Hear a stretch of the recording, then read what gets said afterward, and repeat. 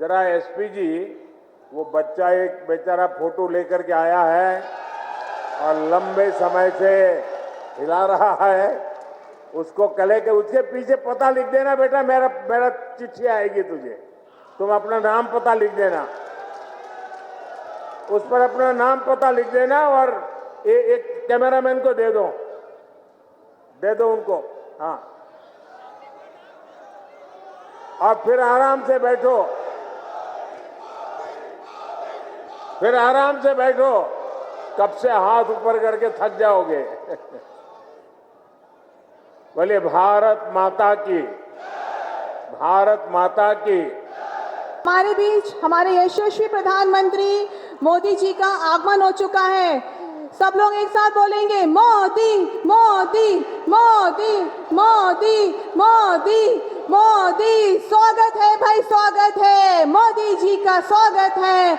जय श्री राम, जय श्री राम। श्री नरेंद्र मोदी। अपने देश के यशस्वी प्रधानमंत्री माननीय मोदी जी के स्वागत के लिए सर्वप्रथम आग्रह करूंगी प्रदेश अध्यक्ष विष्णुदत्त शर्मा जी से कि वो आए और यशस्वी प्रधानमंत्री जी का स्वागत करें।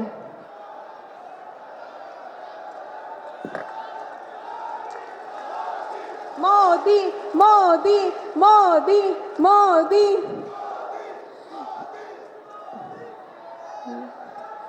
अब अगले क्रम में मैं अगले क्रम में स्वागत के लिए अपनी पार्टी की मातृशक्ति हटा विधायिका आदरणीय उमा दीदी और पथरिया की पूर्व विधायिका सोनाबाई अहिरवार जी, मालती असाटी जी, रंजीता गौरव पटेल जी को मैं आमंत्रित करूंगी कि वो आएं और विद्यासागर जी गुरुवर के द्वारा कुंडलपुर में स्थापित हथकरघा ग्राम उद्योग में बने वस्त्र माननीय प्रधानमंत्री जी को भेंट करें। आप लोगों का उत्साह कम नहीं होना चाहिए, तालियों के द्वारा स्वागत कीजिए। मोदी मोदी मोदी। मैं चाहता हूं माननीय प्रधानमंत्री को दमोह की जनता आमंत्रित करे, वो ये खड़े होकर के तालियों से प्रधानमंत्री जी का अभिनंदन करिए। मैं माननीय प्रधानमंत्री जी से अनुरोध करता हूं, वो जनता जनार्दन को संबोधित करेंगे। माननीय प्रधानमंत्री जी। धन्यवाद आदरणीय अध्यक्ष जी। अब मैं आमंत्रित करना चाहूंगी जिन्हें सुनने के लिए हम सब उत्साहित हैं, हमारे देश के यशस्वी प्रधानमंत्री नरेंद्र मोदी जी। आप सभी तालियों के साथ स्वागत कीजिए।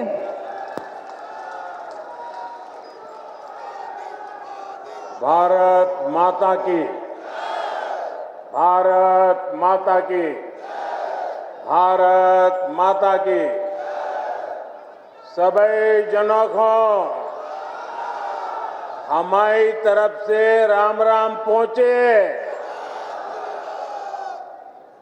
साथियों, इस समय मध्य प्रदेश सहित देश भर की अनेक सीटों पर पहले चरण की वोटिंग जारी है। सबसे पहले तो मैं यही आग्रह करूंगा कि जिन साथियों ने अब तक वोट नहीं डाला है, वो जरूर अपने कर्तव्य का पालन करें। साथियों, मैं यहां बांदकपुर के जागेश्वर महादेव और कुंडलपुर तीर्थ को श्रद्धा पूर्वक प्रणाम करता हूं। मैं स्वतंत्रता सेनानी राजा किशोर सिंह जी और वीर योद्धाओं आल्ला उदल को भी नमन करता हूं। यहां जैन मुनि पूज्य विद्यासागर जी महाराज के चरण पड़े हैं, मैं उन्हें भी श्रद्धा पूर्वक स्मरण करता हूं।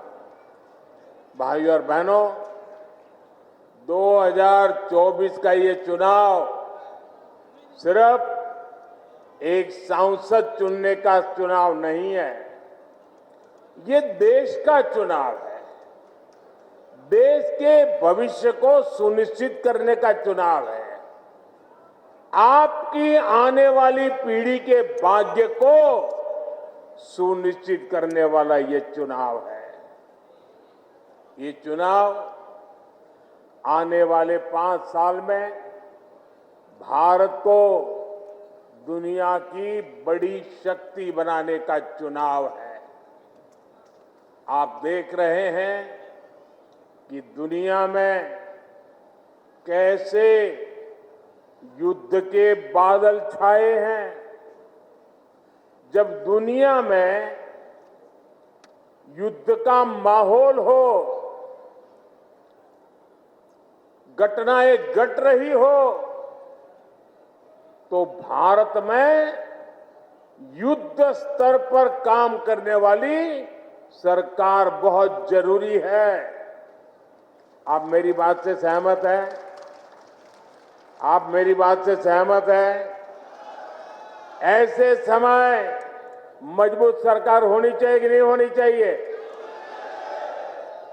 किसी भी परिस्थिति में भारत की रक्षा करे ऐसी सरकार होनी चाहिए कि नहीं होनी चाहिए?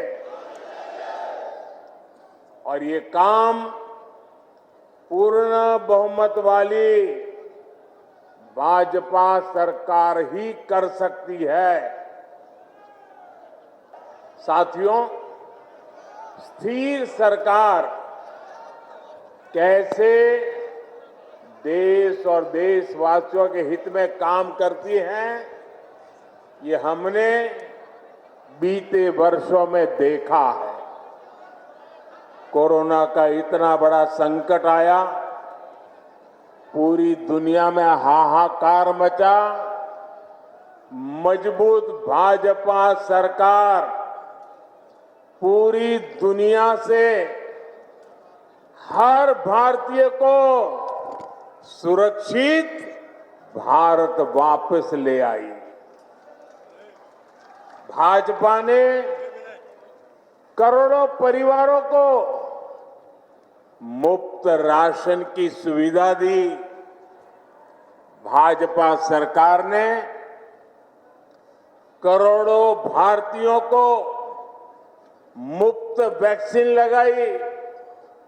आज देश में वो भाजपा सरकार है जो ना किसी से दबती है और ना ही किसी से सामने झुकती है। हमारा सिद्धांत है राष्ट्र प्रथम। भारत को सस्ता तेल मिले, इसलिए हमने देश हित में फैसला लिया। भारत के किसानों को पर्याप्त खाद मिले, इसके लिए हमने देश हित में फैसला लिया। भाई, एक और सज्जन भी बेचारे मेहनत कर रहे हैं, जरा उनकी तरफ भी देखिए। ये आप लोगों का प्यार ऐसा है कि मैं आपको मना नहीं कर सकता हूं। वो तो मेरी माता जी की फोटो बना के ले आए हैं।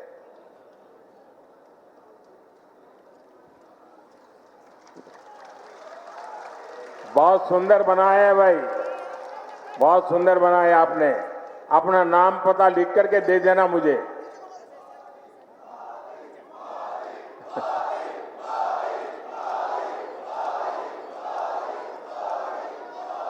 आज दुनिया के कितने ही देशों की स्थिति बहुत खराब है। कई देश दिवालिया हो रहे हैं। हमारा एक पड़ोसी जो आतंक का सप्लायर था, वो अब आटे की सप्लाई के लिए तरस रहा है। यहाँ के मतदाता बड़े समझदार है। मैंने तो किसी का नाम नहीं दिया, लेकिन आपको बात पहुंच गई। ऐसे हालातों में हमारा भारत दुनिया में सबसे तेजी से विकसित हो रहा है। मुझे बताइए, आज जो भारत आगे बढ़ रहा है, इससे आपको गर्व हो रहा है कि नहीं हो रहा है? हाथ ऊपर करके सब पे सब बताएं, आपको गर्व हो रहा है कि नहीं हो रहा है? आज दुनिया में हिंदुस्तान का डंका बज रहा है, आपको गर्व हो रहा है? आप अमेरिका में भी भारत की वाहवाही हो रही है, आपको गर्व हो रहा है? आज विश्व के हर देश में भारत के जय जयकार हो रहा है, आपको गर्व हो रहा है? ये किसने किया? ये किसने किया? किसने किया? किसने किया? किसने किया? अरे आपका जवाब गलत है। ये मोदी ने नहीं किया। ये जो हुआ है ना, वो आपकी एक वोट की ताकत के कारण हुआ है। ये आपने किया है, आपके एक वोट ने करके दिखाया है। आपका ये उत्साह साफ साफ कह रहा है, फिर एक बार आवाज जोर से आनी चाहिए। फिर एक बार, फिर एक बार, फिर एक बार। साथियों, ये धरती शूरवीरों की धरती है, योद्धाओं की धरती है। मैं इस धरती के लोगों को इंडी गठबंधन की सच्चाई बताना चाहता हूं। दशकों तक कांग्रेस ने भारत के डिफेंस सेक्टर को कमजोर बनाए रखा। ये लोग सेनाओं के लिए हथियार खरीदने में भी अपना स्वार्थ देखते थे। पूरे देश ने देखा है कि कैसे इन लोगों ने पूरी ताकत लगा दी कि हमारी वायुसेना सशक्त न हो, देश में रफाल लड़ाकू विमान न आए और देश की वायुसेना मुसीबतों को झेलती रहे। कांग्रेस की सरकार अगर रही होती तो भारत में बना तेजस फाइटर प्लेन भी आसमान की बुलंदियां नहीं देख पाता। ये भाजपा सरकार है जो हमारी सेनाओं को आत्मनिर्भर बना रही है। भारत की पहचान अब दूसरे देशों को हथियार निर्यात करने वाले देश की बन रही है। इस साल ही भारत ने 21,000 करोड़ रुपए के हथियार दूसरे देशों को बेचे हैं। अब हम ब्रह्मोस मिसाइल को भी एक्सपोर्ट कर रहे हैं। और आज जब मैं यहां भाषण कर रहा हूं ना, इसी समय हमारा ब्रह्मोस मिसाइल विदेश जाने के लिए, सप्लाई के लिए, डिलीवरी के लिए थोड़ी देर में चल पड़ेगा। इस मिसाइल का पहला बैच आज फिलीपींस जा रहा है। मैं सभी देशवासियों को इसकी बहुत बहुत बधाई देता हूं। भाइयों और बहनों,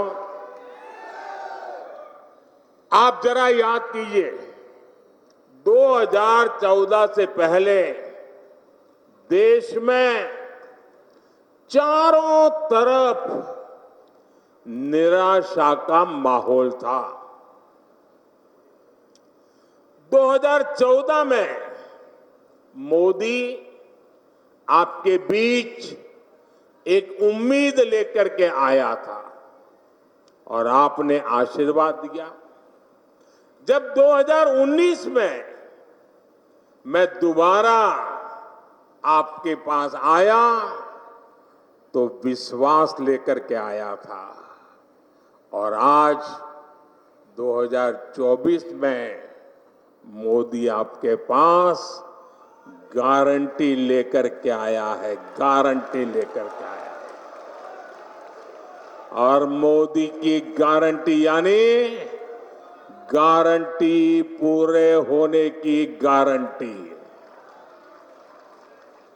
मोदी की गारंटी है कि गरीब, किसान, नौजवान और माताएं बहनें हर लाभार्थी को 100% सुविधाएं मिलेगी। पिछले 10 वर्षों में एमपी के 40 लाख से ज्यादा परिवारों को पक्का घर मिला है, लेकिन जिनको अब भी पीएम आवास योजना के घर नहीं मिले हैं, उनका भी बीजेपी ने ख्याल रखा है। हमने संकल्प लिया है कि देश में 3 करोड़ नए आवास हम बनाएंगे और उसमें से जिनको घर नहीं मिलेगा उनका घर पक्का हो जाएगा। अच्छा, मेरा एक काम करोगे आप लोग? ऐसे नहीं हाथ ऊपर करके बताइए, करोगे? गर्मी बहुत है, मैं जानता हूं, करोगे? पक्का करोगे? आप जब अभी चुनाव अभियान के लिए जाएंगे तो बहुत से लोगों को मिलना हो जाएगा, गांव-गांव जाएंगे, इलाके अलग अलग जाएंगे। अगर वहां आपको ऐसा कोई परिवार दिखाई दे जिसको अभी पक्का घर नहीं मिला है, जिसको शायद अभी नल से जल नहीं पहुंचा है, उसको शायद गैस का कनेक्शन नहीं पहुंचा है, तो मेरी तरफ से उनको एक गारंटी दे देना। उनको कह देना बहुत लोगों का काम हो चुका है, अगर आपका बाकी है तो आने वाले 5 साल जब मोदी जी फिर से आएंगे ना, वो काम भी पूरा हो जाएगा। कह देंगे, कह देंगे। आप जब कहेंगे ना तब लोग ये नहीं कहेंगे कौन कह रहा है, वो ये मानेंगे कि जो सामने खड़ा है ना वो मोदी खड़ा है। मेरे लिए तो आप ही मोदी है। और मुझे पूरा विश्वास है कि घर दिलवाने के काम में हमारे यहाँ के मुख्यमंत्री श्रीमान मोहन यादव जी भी कोई कोर कसर नहीं छोड़ेंगे। साथियों, हर परिवार के लिए राशन और इलाज का खर्च मायने रखता है। इसी को ध्यान में रखते हुए मोदी ने आने वाले 5 वर्ष तक मुफ्त राशन की सुविधा बढ़ा दी है। इन परिवारों को मुफ्त राशन इसलिए ताकि गरीब के घर का चूल्हा जलता रहे। ये मुफ्त राशन इसलिए कि गरीब का बच्चा भूखे पेट सोने के लिए मजबूर न हो जाए। आयुष्मान योजना ने भी गरीबों के लाखों रुपए खर्च होने से बचाए हैं। अब मोदी ने गारंटी दी है कि गरीबों के साथ साथ हमारे देश के कोई भी व्यक्ति जो 70 साल से ऊपर का है, मध्यम वर्ग का हो, उच्च मध्यम वर्ग का हो, घर में गाड़ी हो, कुछ भी हो, ऐसे 70 साल की ऊपर के बुजुर्गों को भी ये मोदी की तरफ से मुफ्त इलाज की योजना का लाभ मिलेगा। साथियों, हर घर जल और हर खेत में पानी, ये भी भाजपा का संकल्प है। बुंदेलखंड में पानी की समस्याओं का समाधान करने के लिए मोदी पूरी ईमानदारी से जुटा है और इस काम में हमारे मुख्यमंत्री मोहन यादव जी और उनकी पूरी टीम प्रतिबद्धता के साथ मेरे साथ जुड़े हुए हैं। पंचम नगर परियोजना से सिंचाई की जरूरतें पूरी हो रही है। हम 45,000 करोड़ रुपए से ज्यादा खर्च करके केन बेतवा लिंक नहर को तेजी से पूरा कर रहे हैं। हर घर जल अभियान के तहत मध्य प्रदेश में करीब 70 लाख घरों तक पाइप से पानी पहुंचाया जा चुका है। साथियों, मोदी की गारंटी मुफ्त बिजली और बिजली से कमाई की भी है। पीएम सूर्यघर मुफ्त बिजली योजना से जो इस योजना का लाभ लेगा उसका बिजली का बिल 0 हो जाएगा, 0। और इसके लिए भाजपा सरकार बहुत मदद दे रही है।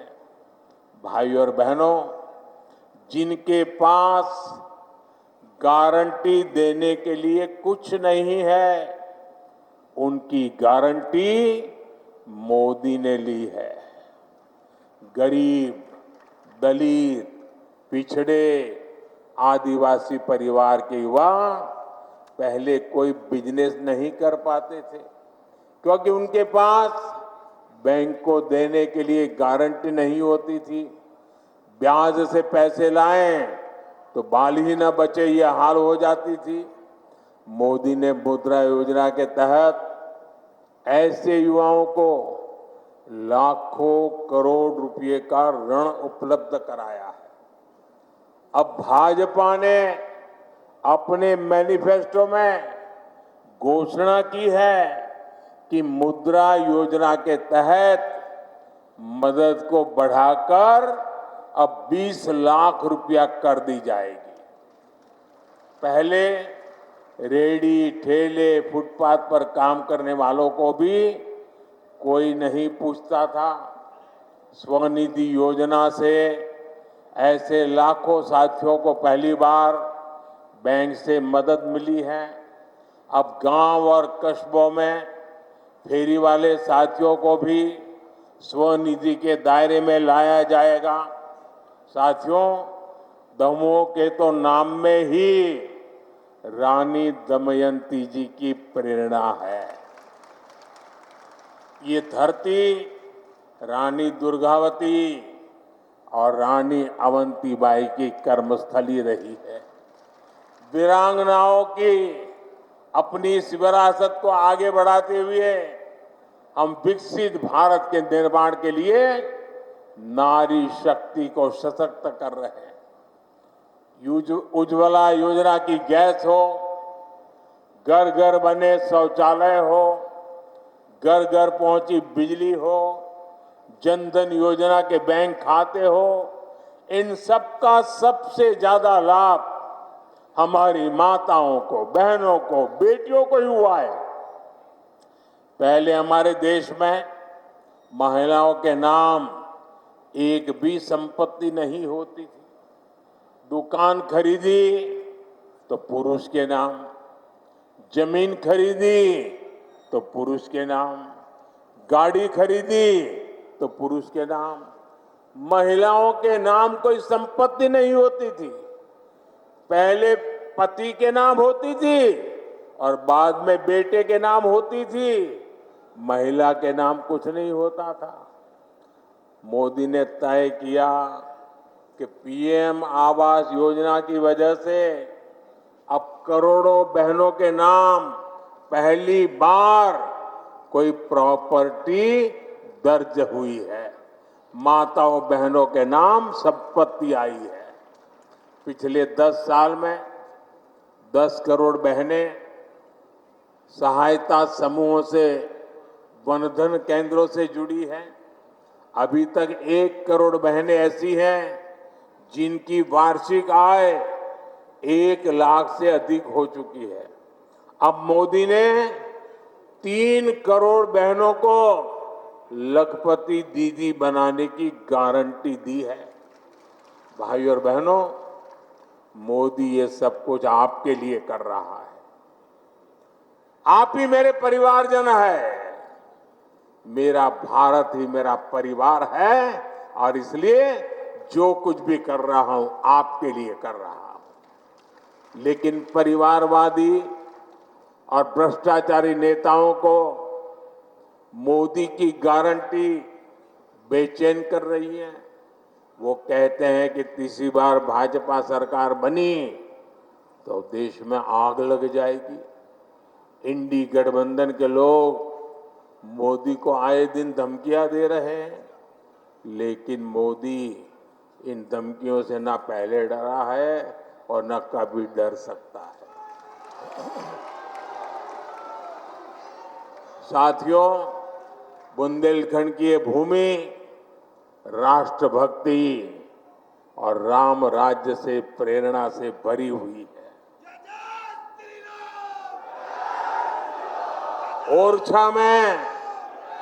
ओरछा में हमारे प्रभु राम राजा के रूप में विराजमान है। यही बुंदेलखंड की धरती देख रही है कि कैसे कांग्रेस और इंडी गठबंधन वाले हमारी आस्था का अपमान करने में जुटे हैं।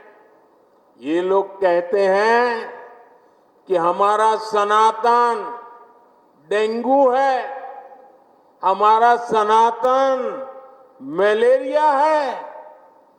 आपके आशीर्वाद से अयोध्या में जो राम मंदिर बना है उसके भी ये घोर विरोधी है।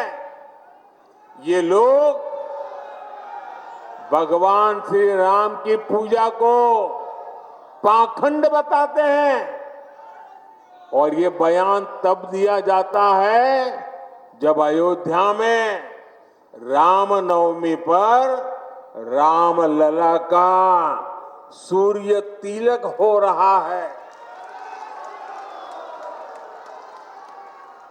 यही लोग हैं जो बुलाने के बाद भी अयोध्या में प्रभु राम के मंदिर की प्राण प्रतिष्ठा के कार्यक्रम में नहीं गए।